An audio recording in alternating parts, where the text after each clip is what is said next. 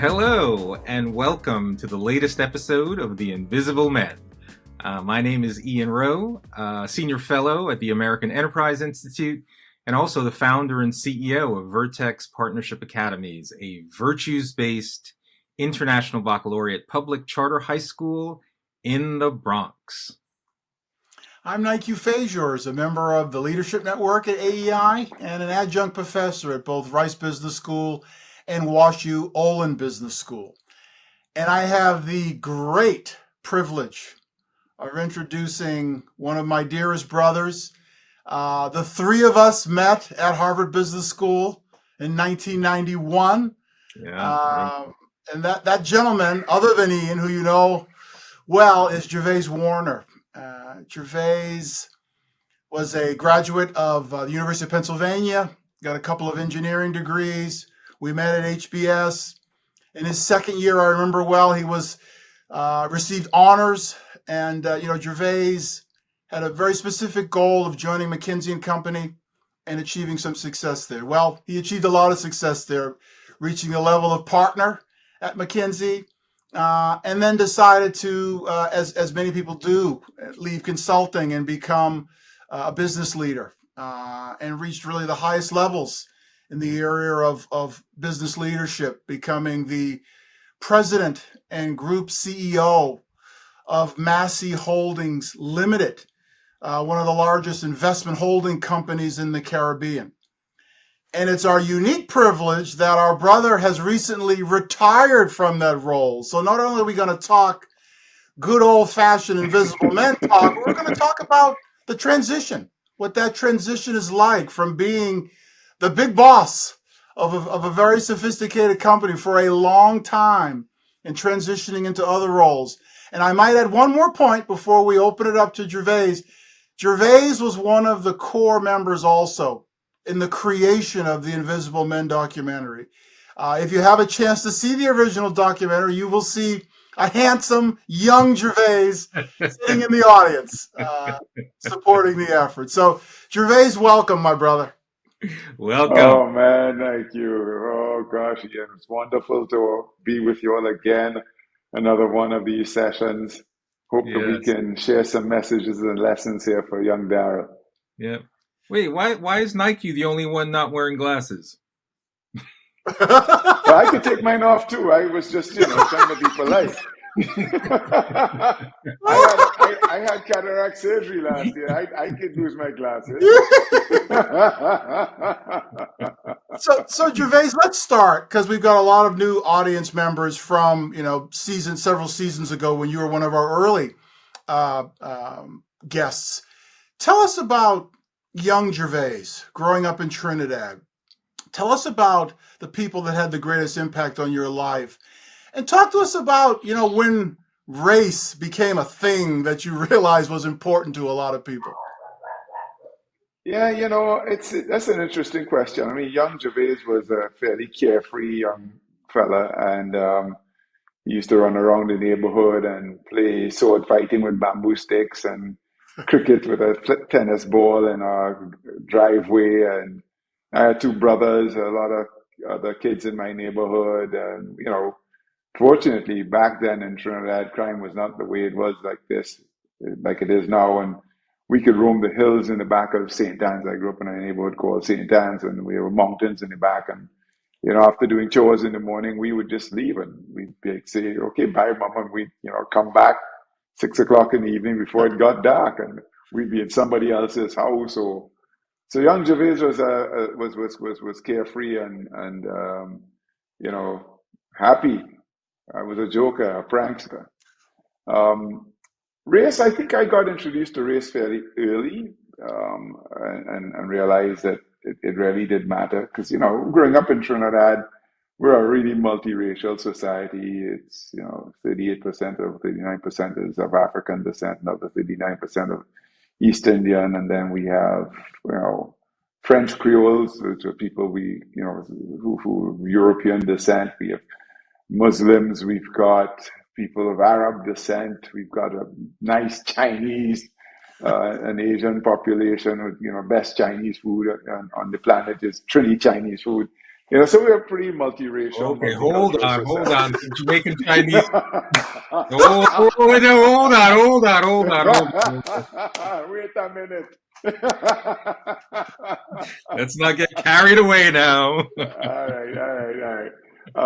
But anyway, so Nike, at age 7, my dad um, took the entire family up to Boston. He went to MIT Sloan School of Business, and I encountered, racism. Immediately in the classroom, I remember a couple of kids. I won't call their names because, I still remember their names. Who really didn't like me because I was a black kid, and they would, tease me and bully me. And there were like 5 of them, and if they saw me outside the classroom, they would literally come after me to beat me up.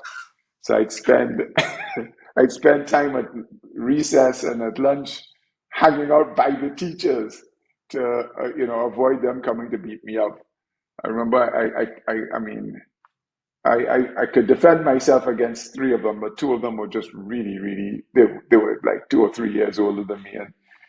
And I had a sharp mouth. They would call me whatever and filthy names, and I would just tell them that, yeah, but you're duncy, which in local parlance is what we would use for someone who's not smart.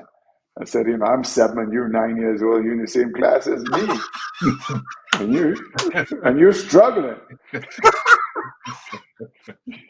You should be in that corner with a dunce cap on. And then, of course, I'd have to run because, they're really coming after me.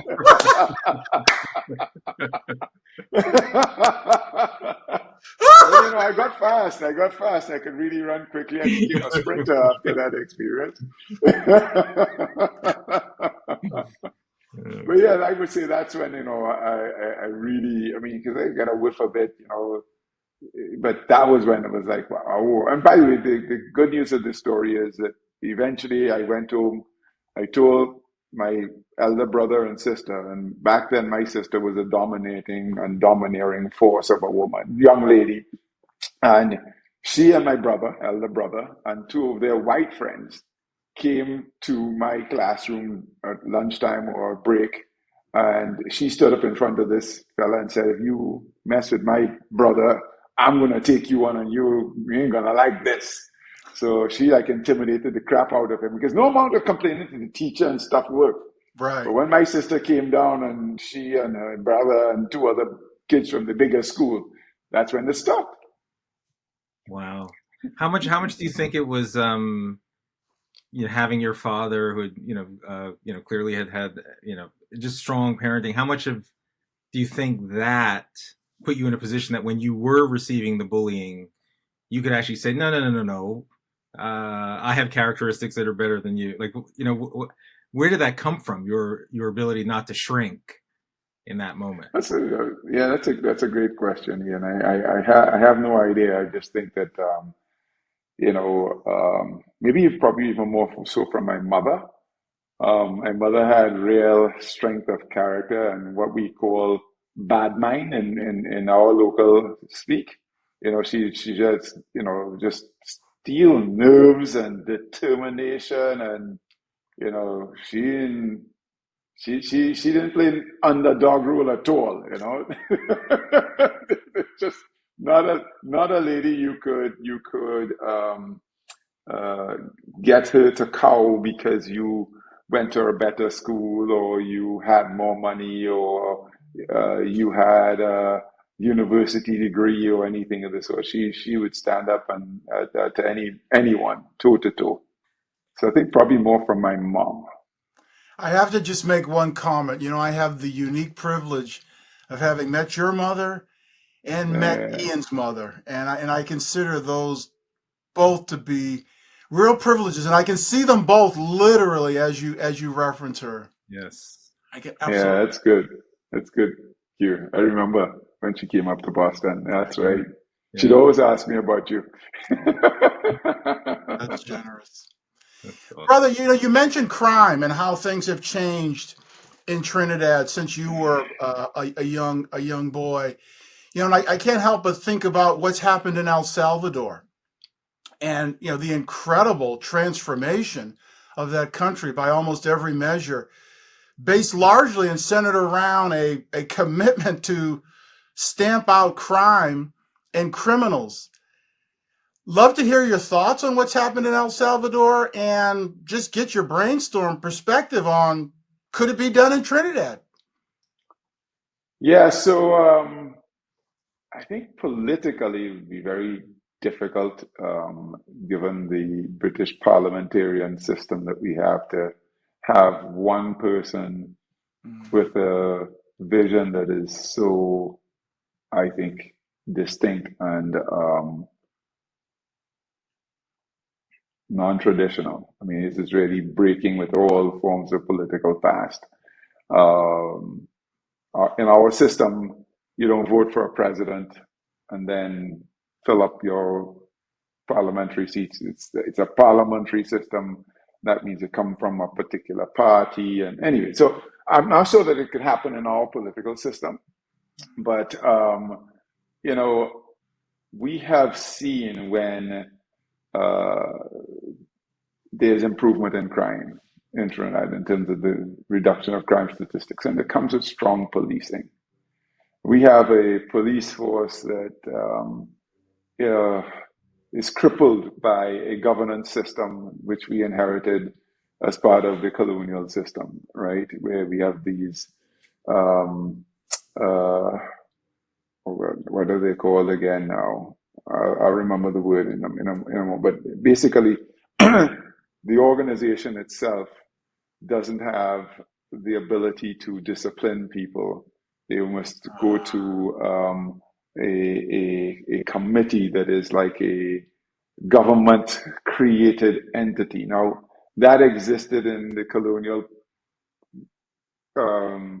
days to guard against abusive HR policies against the locals, so that you could have some representation on these committees. But it's antiquated, it is inefficient. Decisions are being made by a committee that has no contact with the organization. And so they're crippled by that. Then the promotion system is antiquated, so that you get people getting to be the commissioner of police who've got a year or two before they have to retire. It's very hard to refresh and bring new people into the system at senior positions. And so what we have seen is when we do buck the trend and we do kind of bring someone in, the organization fights back against that new transformative energy that's been put in place. But the strongest commissioners and the people who take the toughest stand on crime is when we see, a reduction in the crime statistics. And, there are hundreds of NGO organizations. There's even within the Ministry of National Security a whole arm that reaches out and does youth development. And so there's a lot of work that is done. Obviously, clearly not enough work to actually stem the tide, because largely what's happening is young men are getting picked up and swept up into gangs. The gangs are associated with the narco trafficking that comes through Trinidad and Tobago. It's a fast lifestyle, a quick way to make a buck. We don't have huge unemployment, but it certainly does beat, a weed whacking job. It is a challenge to compete with the lifestyle that the gang culture provides with an honest living. So unless you really make you take the pay out of crime, right? Because crime pays. And if you really can make sure that people have a second thought because of consequences, that's when you start to see the crime rates start to come down. So I think that what's happened in El Salvador demonstrates the reality of, yes, someone who takes, I think, what could be called a barbaric stand on crime can make a huge difference. And I recall listening to a podcast which I thought was really interesting because, of course, there are a number of civil liberties that basically uh, crossed or sacrificed to get this type of outcome. And a podcast I was listening to was interviewing a Salvadorian lady whose son is wrongfully detained, right? He's not a gang member. Okay, he knew a couple of people, but they passed and he got swept up and he's been in jail. And you've seen the conditions that they have in jail for years. And she herself, the mother, said, it's a terrible price to pay, but, probably is a price I'm willing to pay again. Wow. To have the safety that we have as a country. That's that boy's mother saying that. So I think it's not an easy thing. I think that there are lots of organizations that can and do criticize what has happened in El Salvador, but ask the people of El Salvador how they feel about it. Yep. And I don't think that Trinidad is where El Salvador was. Sure. Right, where one side of the street you literally can't go to the school, and that we weren't there. I mean, it was really in a very difficult situation. But the transformation has been, just I hear of is just an amazing thing, and people can't believe that the country is safe again, and tourism can come back and people can visit, et cetera, et cetera, et cetera. So, you can come off and say which side of this would you prefer, but ask the people who it affects.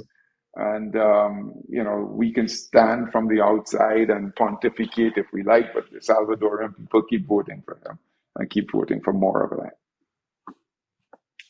One of the things that maybe we could do that. Maybe we could use that in Trinidad. What would it be like if we were, crime free in Trinidad? I mean, it's almost like unthinkable. Yeah, it is almost unthinkable. It feels like that we should probably create some sophisticated AI models that allow us to kind of play out the scenario of what other things happen in Trinidad if crime is at this level. What things begin to blossom because children are not confronted with that. And I think if you can paint that picture, I think it starts to get really interesting. If crime became too bad that we couldn't have carnival, I think then we could you could go ahead and do this. Yeah. Then now you've done it. If crime is too bad, you can't have carnival. Well, that's it. Bring him on tomorrow. I bet there's a lot of truth to that. Ian, I just got one more. Then please, you step in. So Gervase, when you talk about the truly multiracial, multi-religious, multi-ethnic makeup of your country, I think about specifically the Indian population, and we've all seen just I'll call it the rise of the Indian intellectual, the rise of the Indian politician, the rise of the Indian CEO across the Western world. I just wonder, are you seeing a similar rise in Trinidad? And then more specifically, because I'm sure you're very familiar with the culture. What is it that has caused them to rise? Yeah, so I mean, Trinidad is a very different and specific instance, and yes, we have a similar dynamic taking place in Trinidad as well. So you'll see a lot of more, particularly what you'll see is in professional fields like doctors and lawyers. In business, they always had, a number of East Indians in business. And, when you talk about people from African descent, particularly young African males, guys, it's the same problem that we're seeing all over the world, which is, boys of African descent are getting into a life of crime, not doing the work in school. Their ambitions are not necessarily to own businesses or become professionals. Now, in Trinidad, I think we have enough role models in professional positions, but not necessarily as business owners. And I think the competition, the geography of where the African part of Trinidad and Tobago tends to live, in terms of the large numbers, you find that people get pulled into gangs in neighborhoods easily, and so you have one group of people who's sort of moving through generation to generation, progressing and becoming more professional, as building on the wealth and opportunities of their parents, and successive, success in educating themselves even further.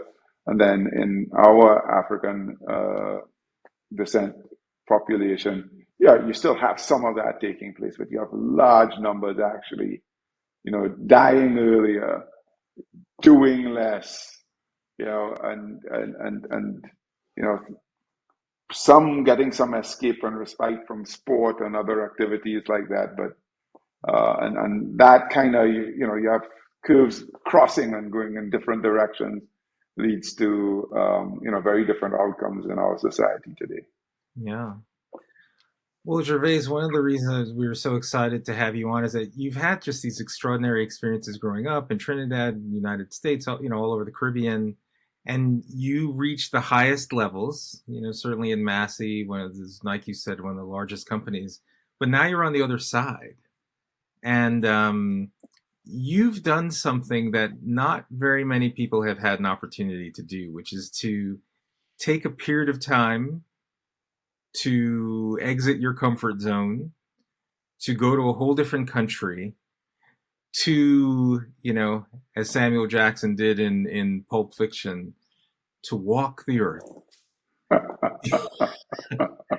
And I'm curious to share with our listeners a little bit about this idea of this trek that you went on after you left Massy, because I think it's fascinating. I think in many ways, many of us would want the same opportunity for the kind of self-reflection I think you had.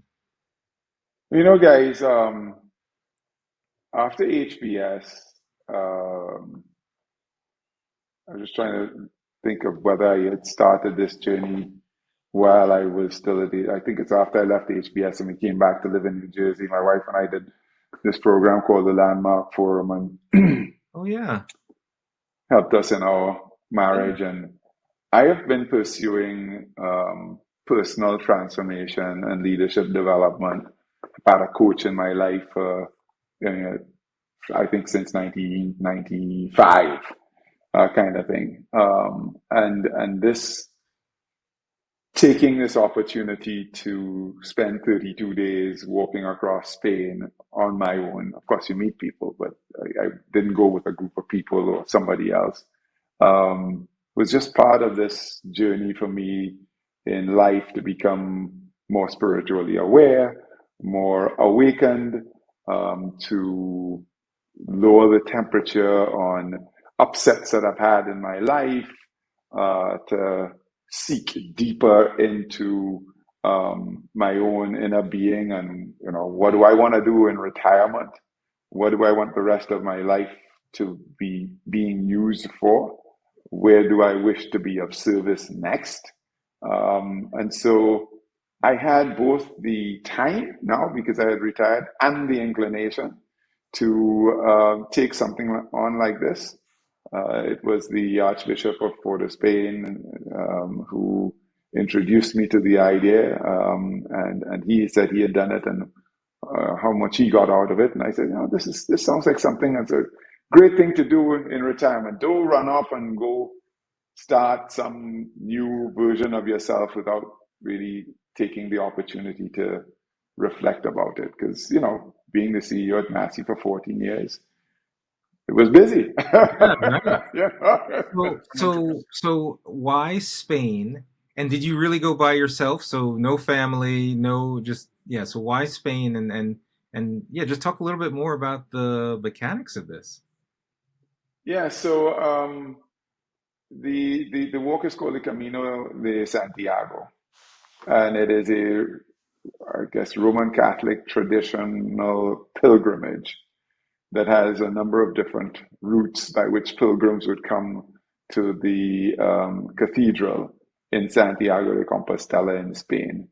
And the main attraction is that the remains of St. James the Apostle are entombed in this cathedral. So it's a pilgrim's path, right? And the journey is really basic, right? So the pilgrims, and some people do the walk with a knapsack with everything that they're taking on this journey on their back, and they stay at these albergues where they stay in dormitory style and bunk beds, shared bathrooms, and then you go off and walk another 20 to 25 kilometers the following day. Now, I didn't do that version of it, but I did have a knapsack and I did walk every day, but I stayed in places where I could have a bed to myself and a bathroom that was private. You earned it. You earned it. You earned it. You earned it. You know, it's like I felt, I didn't want to have the inconveniences of somebody snoring, or I'm a little scornful a bathroom with some hairs in different places that I don't like to disturb me, to disturb my quiet reflection. Yes. I wanted to be able to really have it be about spirit. But apparently, part of doing it that way is so that you can bring yourself down and rid yourself of, earthly possessions and, simplify your life. But that was okay. I got simple enough. Wow. But yeah, so it is something that, you could go do this in other places. But the great thing about Spain is that they've got all of these lovely little towns that are 5 kilometers apart. So you can walk from the east of Spain to the western coast of Spain, and you'll still be going through towns and big cities and not find yourself, out in some bush with no form of civilization to come into to rest your head at night. So that's what's great about Spain, and I guess other countries in Europe as well. But that's why Spain. Yeah. So Gervase, 32 days on your own, no family, in Spain, this Camino. What did you learn, and what now has emerged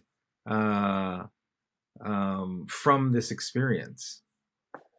Yeah, thanks, Ian, because no, it was a purposeful journey, a journey to, I think, in this phase of my life, go to places internal reflection that I felt, would be restorative for my soul and set me on the right path for what to do next, because I didn't have the same amount of time that I normally would have taken, retiring at 59 as if I had retired earlier, later as planned, closer to my 60th birthday.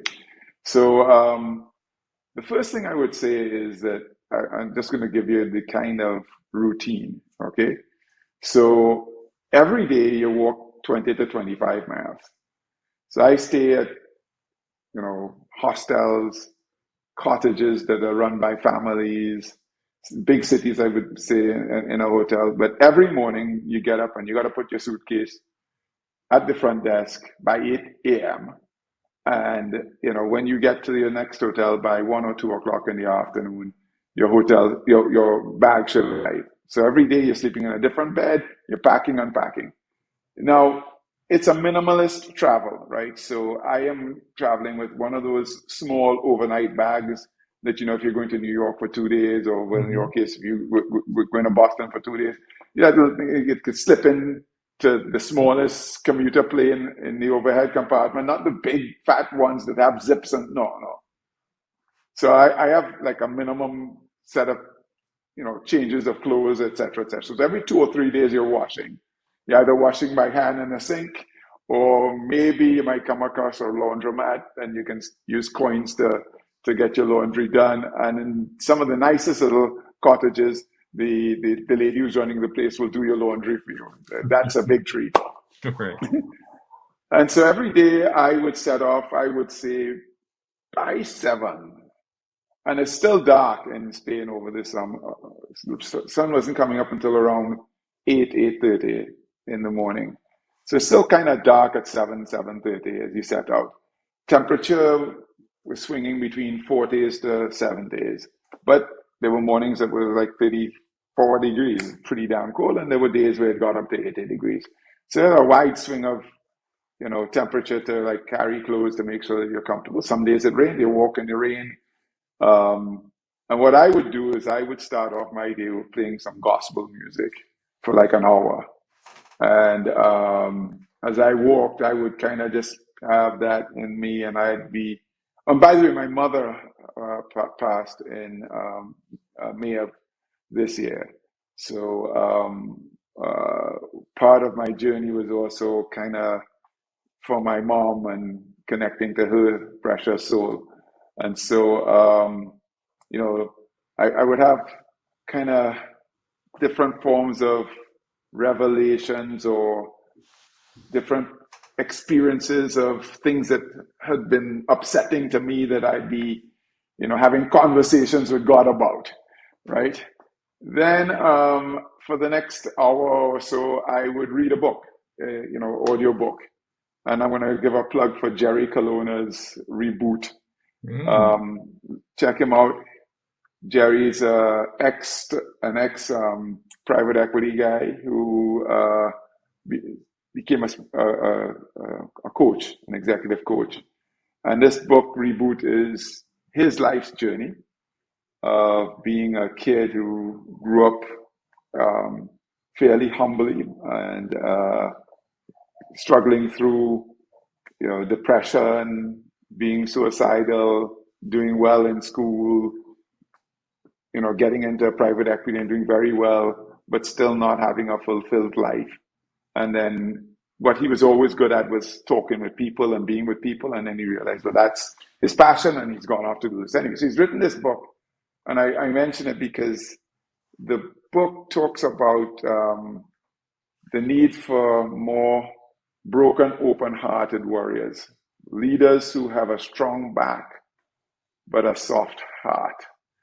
And, it just spoke to me because I just felt deeply connected in my own experiences to the necessity to be strong and resilient, yet to have this soft heart.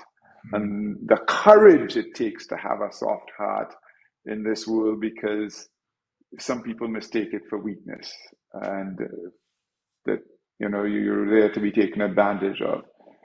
But when you do have a soft heart with people, you can see how much better you're able to connect and what more people will do for an empathetic leader. This is just like the journey I'm on now, is how to actually make it more of a norm that we should have conscious leaders who, are as smart as we've been trained to be smart. This is no substitute for good strategy. But when you have all of the good operational mind, the hard financial nose, so all that kind of stuff that we think is muscular strength in business, with the soft, open heart of the call it the divine female part of our energy system, then you can create magic in organizations, just amazing outcomes, and people will walk on hot coals for the company because they see the fulfillment of their own, higher purpose in life in the work that they do. So I've come out of this journey for 32 days, walking every day, some days in the rain, some days climbing up some mountains, going down some hills, and getting a few cuts here and a few cuts there, but being able to every day get up and continue walking with this real revitalized sense of purpose for me, around spreading the mission of conscious capitalism. And it sounds oxymoronic, right? Conscious capitalism. I mean, if there's one thing people mostly agree on is capital is not conscious, right? So Yeah. you're talking about conscious capitalism. But there are a whole slew of organizations, my friends, that are practicing this that, we just are not talking enough about them. So at KKR, for example, there's this guy, Pete Stavros. He spoke at the summit, and Pete presented evidence of the performance of the companies in their portfolio when they engage in employee ownership, which comes with employee engagement, financial literacy training, and empathetic leadership training for the leaders who are implementing it. And the companies in their portfolio where they do this outperform the others. They're doing it across the board in most of the companies that they've got now. And so you're showing and stories and data that they've collected from their private equity investments to demonstrate that this is true. And, there are just tons of other companies. Yeah, so I mean, that's what I'm up to, and I'm going to try to collaborate with people like that. There's a guy, Hubert Joly, who was the CEO at Best Buy, who turned it around. He was also at the summit. He's now a professor at HBS. And so there are a lot of people to connect with and to see if we can't make this discipline, as crazy as it is or may sound, be something that is more tangible and something that's more well universally accepted. That is something that everybody wants to do, because I think that if business were to make the decision that we're going to become more conscious, we could increase the consciousness of the planet. Wow. Okay. Well, that is, it sounds like there's a couple books in you around this topic that we will be purchasing. Also, Reboot will be on my list for this month. Thank you for that. One of the questions, in our audience, a segment of our audience, Gervase, are young people. Call it, 17 to 25. And what I find among some of them that I know is that they are struggling with how much sacrifice to become a partner at McKinsey, how much sacrifice to become a partner at Goldman Sachs, how much sacrifice to launch a network of schools like Ian has done, and how much is too much. And they really struggle with, where's the line? How far should I go? How much should I sacrifice? Just want to get your thoughts, perspective on that dilemma. Yeah, it's again, I think another interesting question, and I think it always comes down, and it still will come down to personal decision. When I was working at McKinsey and making sacrifices with my wife, we were in it together, right? And I really loved my years at McKinsey. I worked with fun people. I worked in clients. I worked on issues that made a difference. I helped save the financial system in Jamaica in an engagement we did in 1999. It was deeply meaningful work. I think that as a professional, I was becoming shaped in ways and accelerated my development as a leader, as someone who understood business. So,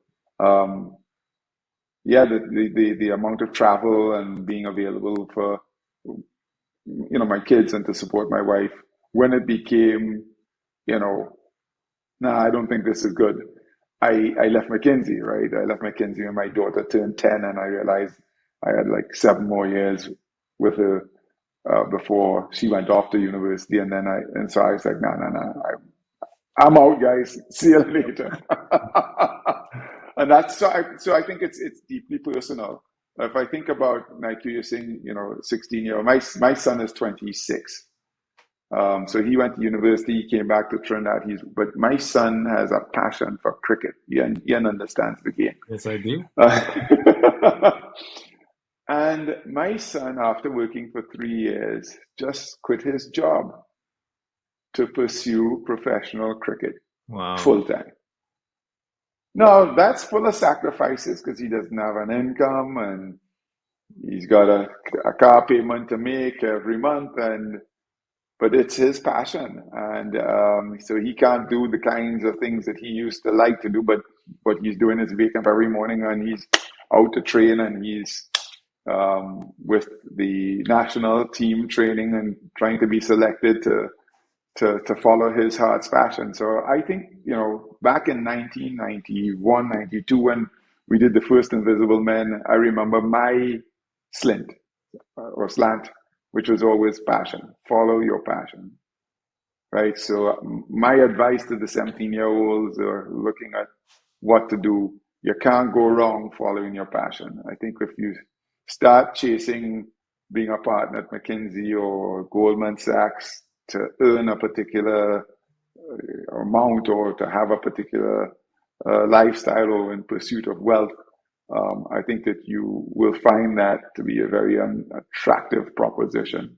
But if there's something about investment banking that is, just beautiful to you, and if you would enjoy being a partner at McKinsey like I did for 5 years, 11-year stint there, then pursue that passion.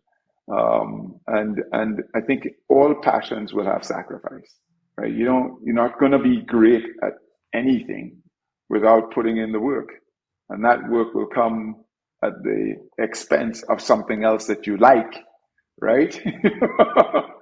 But, you got to always be compartmentalizing and deciding what are my priorities? I mean, I got a whole lot more things I like in life than I need like 5 lifetimes to do all the things I like, right? But I only have one. So that would be my counsel, Q. And that's how, I kind of settled it for myself throughout life, and, always asking myself, is this the right trade-off? Because life's full of trade-offs. Yep. Yeah, that's exceptional. I was just having this conversation with my son over the weekend, and I'll speak to him tonight about this conversation. So, Gervase, as you may remember, we have something called the speed round. We do it every podcast. I've changed up my questions a little bit for you, but we're still going to start with our bedrock question. And we'll see if, since the last time you were on the show, if your answer has changed or evolved. So, firstly, I don't remember my answers. You straight up. There you go. Malcolm or Martin? Martin. Do I have to say why? You have to tell us why. Yeah, so I guess that's I kind of like, I mean, I've read so much of the things that Martin Luther King said, and the whole idea of I prefer to fight with love. Yeah, I'm a lover, not a fighter, and I just, that just appeals to me more. I understand the fight, I understand the strife, but for me, Martin, and it has everything to do with my own personal orientation. Even when I pitched up against the hardest challenge and the person attacking me the most, I'm gonna smother them with love. Yeah, wonderful. If I can. And sometimes it's really hard. Yes. I prefer to choose love, not fear, but man, that's just a high bar. Very high bar. Speaking of that, Elon Musk or Steve Jobs? Ooh, I have to choose. You have to choose. And why? Oh, goodness. I think at this stage, I would take Steve Jobs over Elon, simply because I think that Steve eventually got wiser and tempered his ways. I also do appreciate his journey into sort of Eastern philosophy and spending time pursuing Buddhism and Hinduism and that kind of deep spirituality. And I think by the end of his life, he had a much more measured perspective, although still, relentlessly innovative, um, but had a deeper appreciation for the people in his life. And lastly, given that you are truly a global thought leader and business leader, India or China? And you could take it from the perspective of kind of business potential, business opportunity, but we'd love to hear either or from a sort of business perspective. Whew. I love Indian food and I love Chinese food.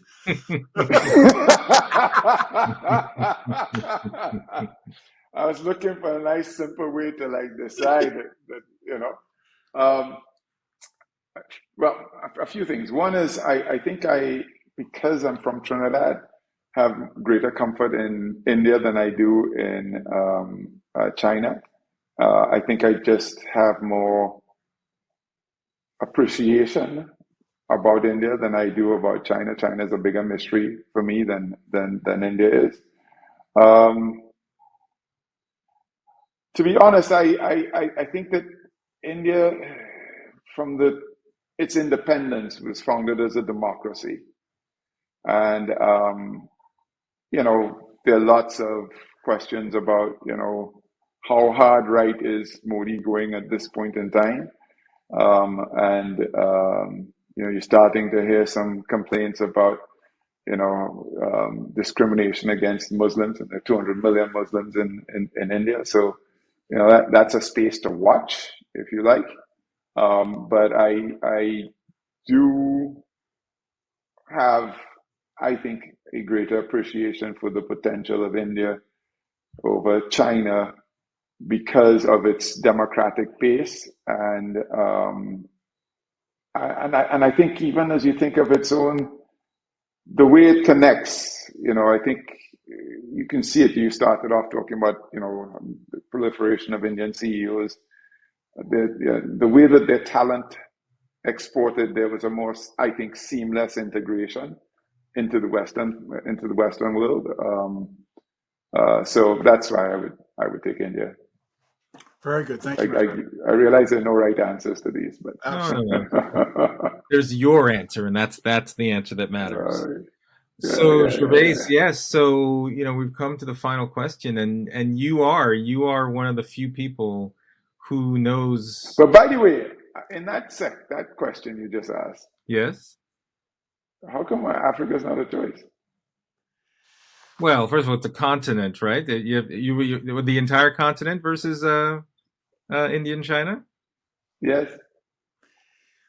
Well, no reason why. I just I think those two countries, there's often that every 10 years or so, there's the India or China. Which one is going to end up being number one in the world? Which is going to be the largest economy? And now we've got AI as sort of the next litmus test for who's going to be the great leader. And so we certainly could have talked about, I'm sure you followed Dangote, if I'm pronouncing it correctly, the brother in Nigeria. Dangote, he is doing incredible work, building the first local refinery in Africa and just reinvesting his dollars. So, but I only asked, right, guys, and I'm being provocative specifically because I think it's a big space to watch, right? Because I've now, because I'm the chairman of the CARICOM private sector organization, been kind of roped into the bridge between the Afro-Exim Bank and CARICOM. And so I've now started to get some deeper exposure to the African Union, and they have a much better functioning union than we do within CARICOM, from the perspective of being able to do stuff to help them bring their currencies together. They have a much stronger Exim Bank that's properly financed, and people put capital into it. That and it's got more scale. Of course, it's a bit. It's as you say, it's a full continent. But there's a lot of growth and a lot of good stories that are happening in several countries in Africa. They're not as commonplace yet, but from a population growth perspective, Africa is going to overtake both India and China. I think it's within the next 5 to 10 years. And when you also start thinking about, okay, when you start from these bases of poverty and lifting people out of poverty and the economic development that comes with that, the African continent is extremely ripe for that. But part of the challenge in it being a continent, so too is Europe. So too is Europe. Is there's always some kind of flux and warring going on. And that's why I want to bring more consciousness to the planet, because there's no warring taking place everywhere. Everywhere we're more polarized. Everywhere we're looking to settle disputes by raging wars or fighting or stealing people. It's a crazy thing. Agreed. Sorry. No, it's a great call out. I took over your question.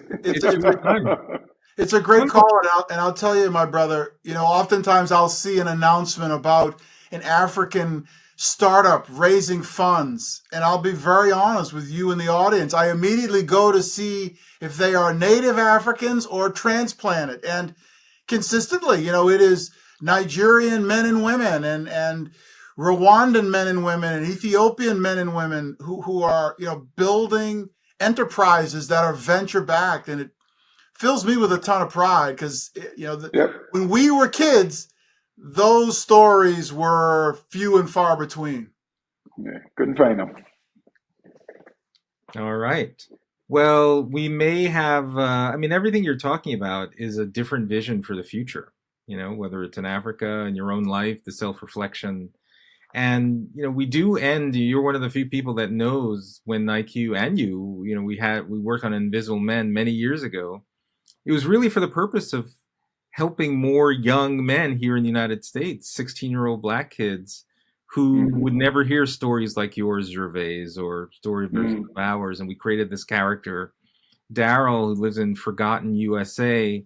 And we like to end every session with our guest giving advice to Daryl of today, where he may be hearing all sorts of things about George Floyd. That's the path, because we live in a racist, oppressive nation, or other things, but not getting exposure to people like us.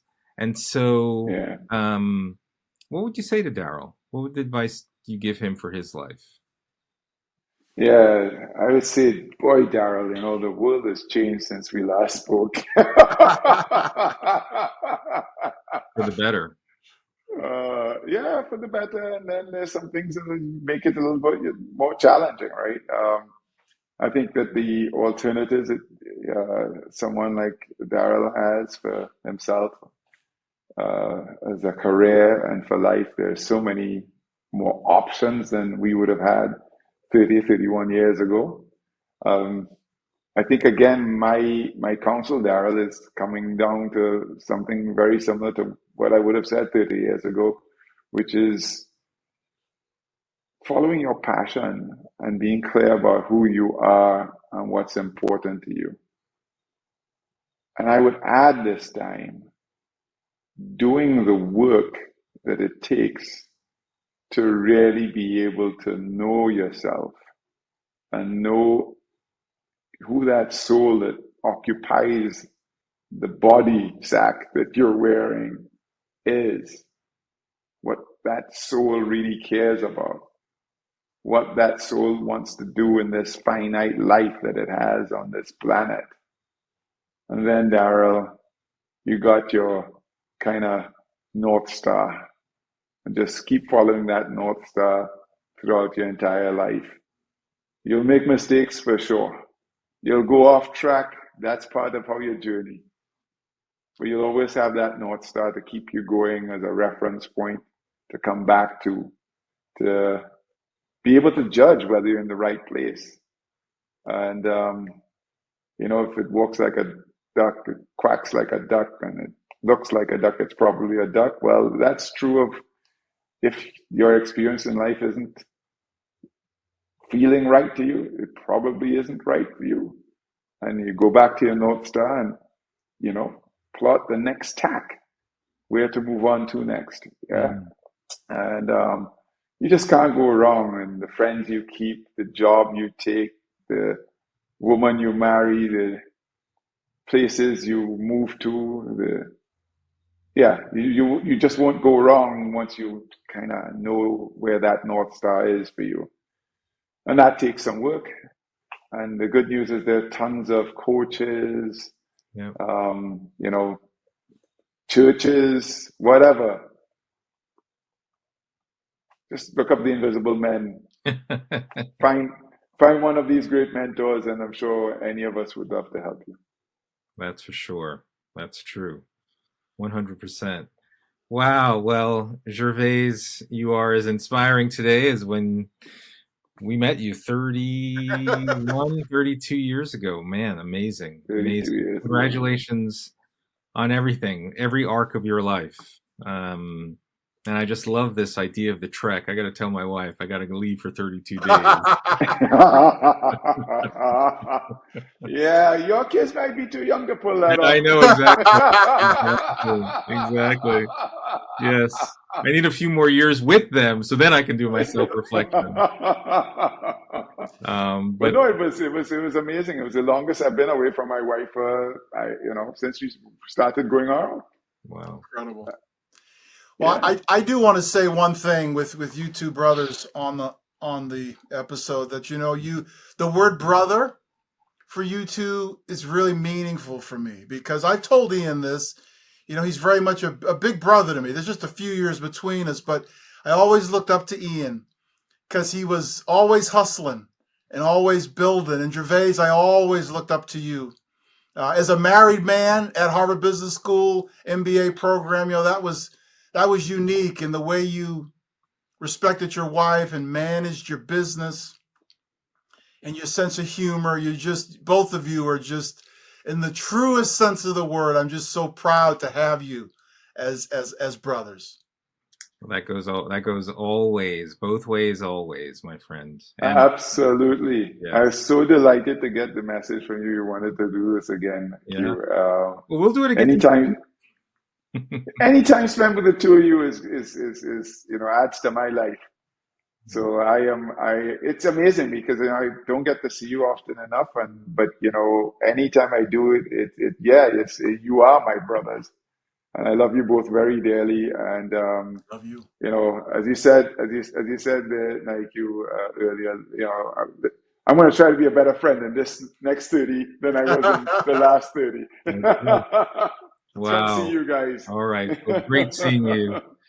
Wow, what a great note to end on. Well, thank you for joining us for another episode of The Invisible Men. All of our episodes can be found on www.invisible.men. Gervase, great to see you. And Nique, as always, a pleasure. Why don't you take us out? There's nothing more to say. Thank you, brothers. Thank you, brothers. Take care, guys. Take care.